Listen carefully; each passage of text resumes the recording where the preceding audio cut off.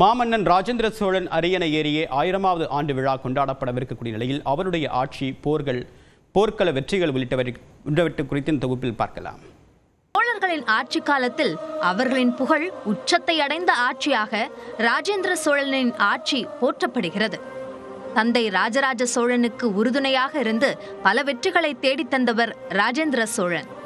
ராஜராஜ சோழன் உயிரோடு இருக்கும்போதே இணை அரசராக பொறுப்பேற்று ஆட்சியில் அமர்ந்த அவர் பொறுப்பேற்ற 10 ஆண்டுகளுக்குள் கங்கை, கடாரம், வங்கதேசம், மியான்மர், சிங்கப்பூர், மலேசியா, கம்போடியா என பெரும் நிலப்பரப்பையே தனது ஆட்சியின் கீழ் கொண்டு வந்து பிரமிக்க வைத்தவர். தனது பெரும் படை மருத நிலமான தஞ்சை நிலத்திற்கு சென்று வருவது சிரமமாக இருந்ததால் புதிய தலைநகரை கங்கை கொண்ட சோழபுரத்தில் நிர்மாணித்தார் ராஜேந்திர சோழன். இந்தியனுடைய வடபுலத்தை கங்கை வரை சென்று வென்றதால் கங்கை கொண்டான் என்றும், தென்கிழக்கு ஆசியாவின் இன்றைய தினம் Singapore, Malaysia, Java, Nicobar, Cambodia, Thailand போன்ற பல நாடுகளை, தென்கிழக்கு நாடுகளை வென்று இந்து மகா சமுத்திரம் இன்று அழைக்கப்படுகிற அன்றைய பெருங்கடலை தன்னுடைய முழு கட்டுப்பாட்டில் வைத்திருந்த ஒரே மாமன்னன், பேரரசன் மாமன்னன் ராஜேந்திர சோழன். தஞ்சையை ராஜேந்திர சோழன் தன்னுடைய தலைநகரமாக நிர்மாணித்த போதும் கங்கை கொண்ட சோழபுரமே சோழர்களின் முழுமையான தலைநகராக உருவாக்கப்பட்டது. கொள்ளிடம் வழியாக கப்பல் போக்குவரத்தை மேற்கொண்டு வெளிநாட்டு வாணிபர்களும் கங்கை கொண்ட சோழபுரத்திற்கு வந்து செல்லும் வண்ணம் மிகப்பெரிய அமைப்புகளை அவர் ஏற்படுத்தியிருந்தார்.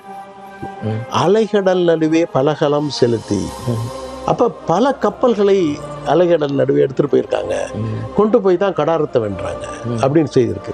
கடல் நீரோட்டத்தையும் காற்றினுடைய தன்மையும் சோழ வணிகர்களும் சோழ படை வீரர்களும் சோழர்களுடைய கப்பற்படையும் மிக நுட்பமாக தெரிஞ்சிருக்காங்க. இவரது போர்ப்படைகளில் சிறப்பாக விளங்கியது யானைப்படை. ஏராளமான யானைகளை ஏற்றிச் சென்று போர் புரியும் அளவிற்கு பெரிய கப்பல்களை தனது படையில் அவர் இணைத்து இருந்ததாகவும் கூறப்படுகிறது.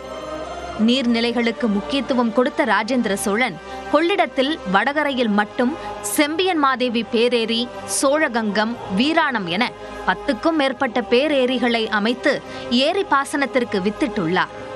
நீர் மேலாண்மை, நில நிர்வாகம், போர் வெற்றி, சமய வளர்ச்சி, கோயில் கட்டுமானங்கள் என அனைத்திலும் ஆளுமை செலுத்திய ராஜேந்திர சோழனுக்குத்தான் தற்போது 1000வது ஆண்டு விழா நடைபெற உள்ளது. நியூஸ் 18 தமிழ்நாடு செய்திகளுக்காக அரியலூர் செய்தியாளர் கலைவாணனுடன் செய்தியாளர் ரகுவரன்.